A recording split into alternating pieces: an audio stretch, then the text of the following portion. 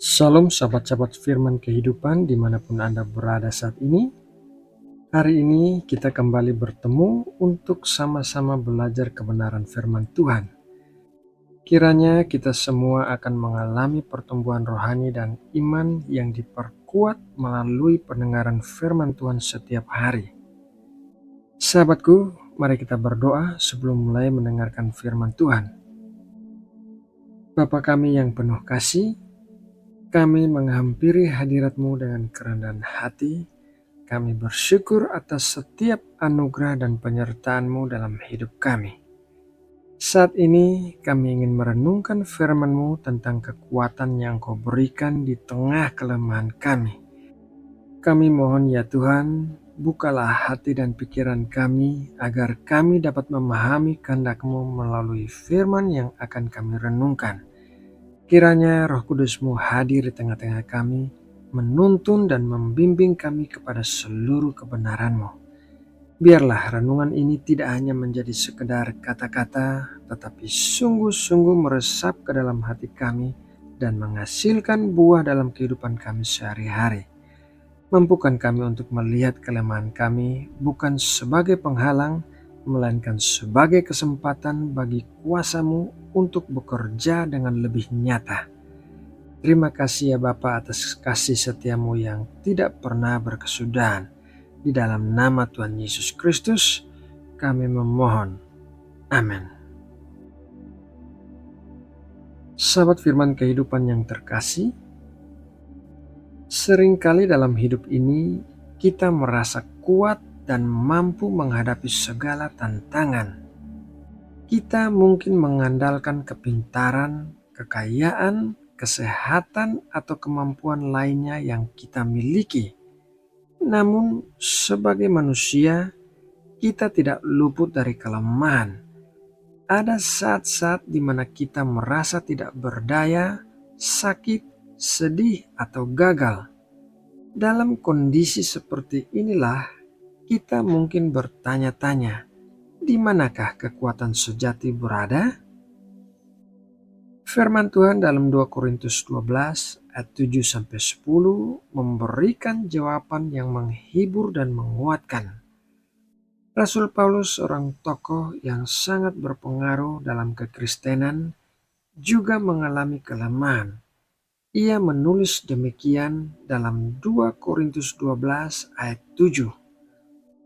Dan supaya aku jangan meninggikan diri karena penyataan-penyataan yang luar biasa itu, maka aku diberi suatu duri di dalam dagingku, yaitu seorang utusan iblis untuk mengocoh aku, supaya aku jangan meninggikan diri.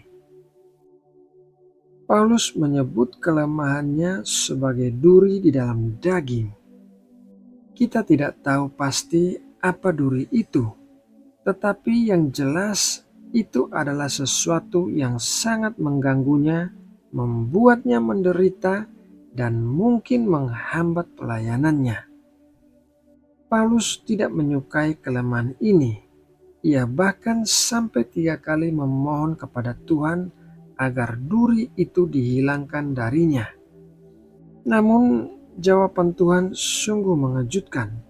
Tuhan tidak menghilangkan duri itu. Sebaliknya, dia berkata kepada Paulus demikian.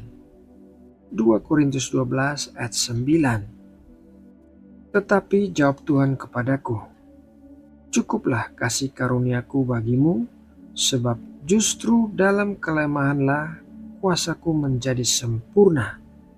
Sebab itu terlebih suka aku bermegah atas kelemahanku, supaya kuasa Kristus turun menaungi aku. Pernyataan Tuhan ini mengandung kebenaran yang sangat penting. Kekuatan sejati tidak selalu berarti memiliki segala sesuatu dan tidak pernah mengalami kesulitan. Justru seringkali kekuatan Tuhan dinyatakan dengan lebih jelas dalam kelemahan kita. Ketika kita merasa lemah dan tidak berdaya, disitulah kita belajar untuk bergantung sepenuhnya kepada Tuhan. Mari kita renungkan lebih dalam arti dari kasih karuniaku cukup bagimu. Kasih karunia adalah anugerah yang tidak layak kita terima. Ini adalah pemberian cuma-cuma dari Tuhan.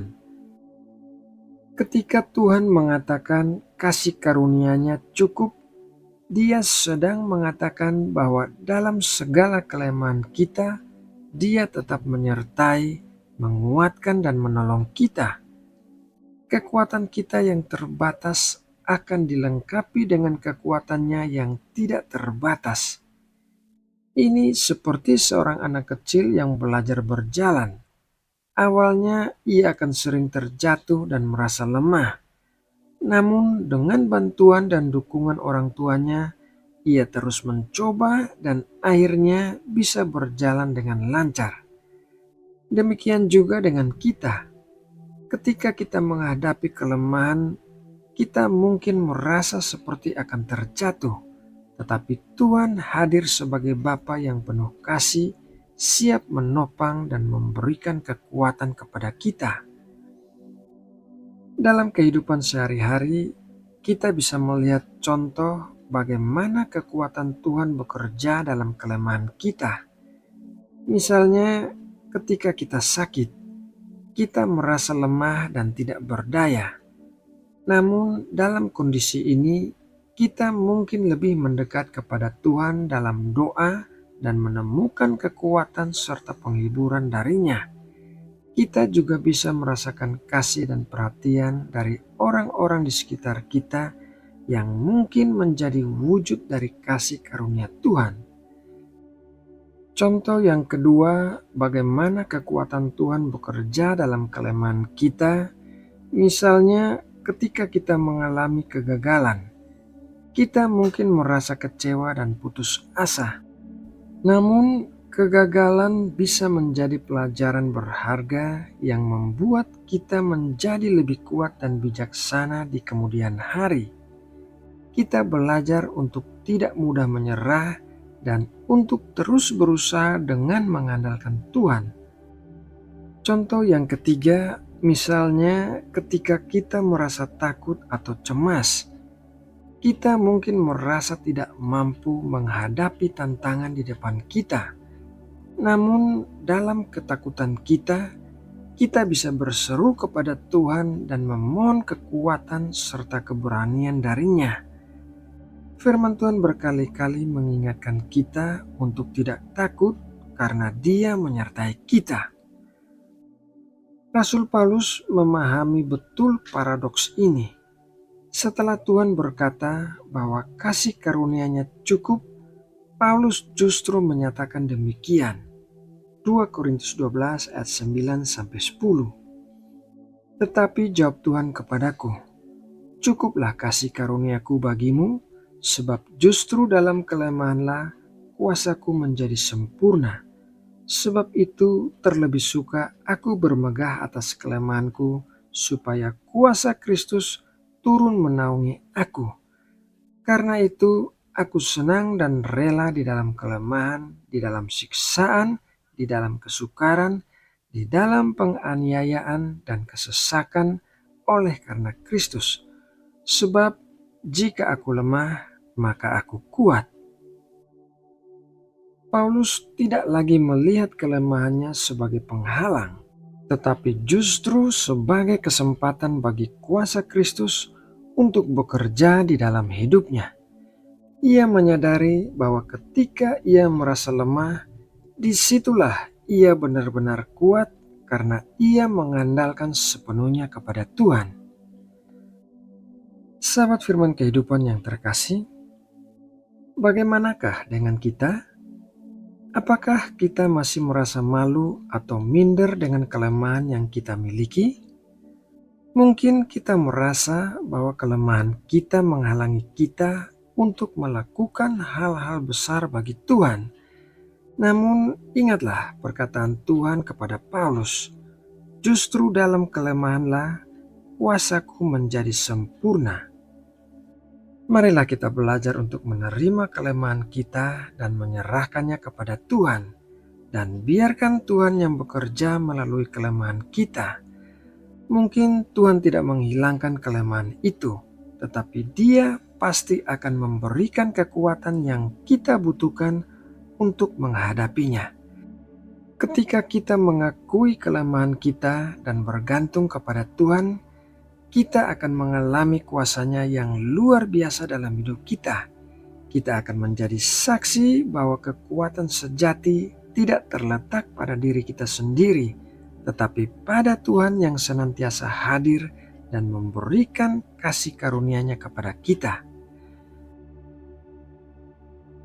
Sahabat firman kehidupan yang terkasih, demikianlah renungan firman Tuhan hari ini.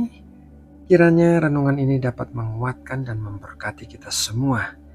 Ingatlah, di dalam setiap kelemahan kita ada kekuatan dari Tuhan yang siap menopang dan memampukan kita untuk menjalani hidup ini dengan penuh kemenangan.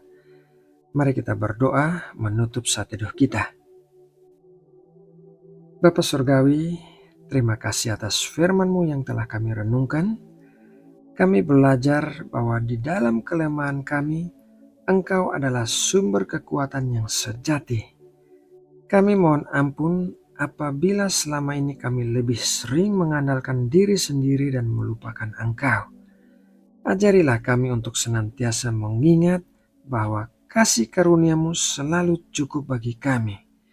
Berikanlah kami keberanian untuk menghadapi setiap tantangan dan kelemahan dengan keyakinan bahwa Engkau selalu menyertai dan memberikan kekuatan yang kami butuhkan. Tolong kami ya Tuhan, agar kami dapat menjadi saksi bagi kemuliaan-Mu, bahwa di dalam Kristus bahkan kelemahan pun dapat diubah menjadi kekuatan yang membawa berkat bagi diri kami dan bagi orang lain. Semoga damai sejahtera dan kasih karunia-Mu senantiasa menyertai kami. Dalam nama Tuhan Yesus Kristus kami berdoa. Amin.